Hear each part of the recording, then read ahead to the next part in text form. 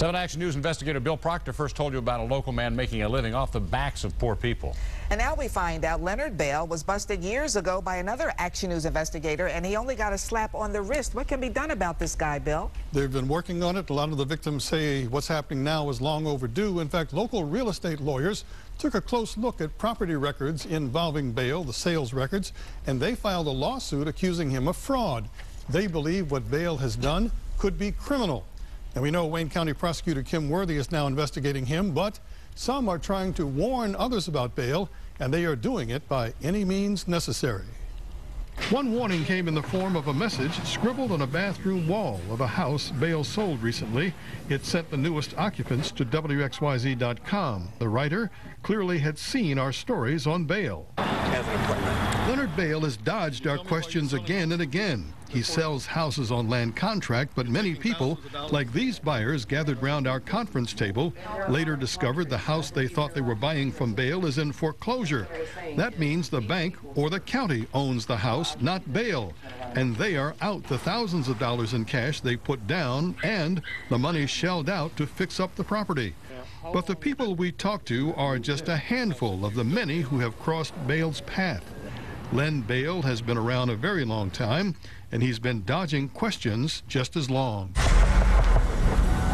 Mr. Bale, why are you... That's 7 Action News investigator Shirley Smith back in 1996, 16 years ago, questioning Bale. At the time, Bale was a landlord who had a rent with the option to buy policy, and this man had good reason to run from the Bale house he rented. We kept seeing rats open this door here and come out. See, there's one. Back then, Bale had about 120 rental properties, all in Wayne County. That's a partial list from the old Bale story showing where they are. Bale has even more houses now. County records show more than 485 properties. And today, we get the same kind of response about the condition of the houses Bale offers. This is the bathroom.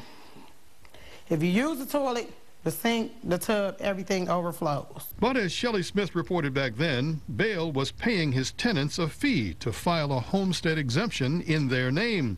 But Bale used those exemptions to get a tax break. By law, you can only claim a homestead exemption on the home you live in.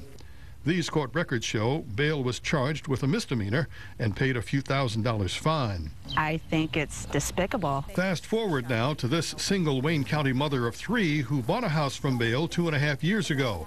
Another Bale house, she says, more dilapidated than livable. Very crappy, very poor, probably shouldn't be living there. She made repairs and held on only to discover a bank is moving to foreclose, meaning Bale has no real authority to fulfill his end of the land contract deal. And then there's Clayton Waldrop in Dearborn Heights. We're making our payments on schedule. Clayton and his family of 6 found a bank foreclosure notice on their house just months after buying from Bale on what turned out to be another worthless land contract. He has a simple request. So, Mr. Prosecutor, please take my tax money and put this sucker in jail. 7 Action News was there when a half-dozen people went to complain to the Wayne County Prosecutor's office. They say they never heard back.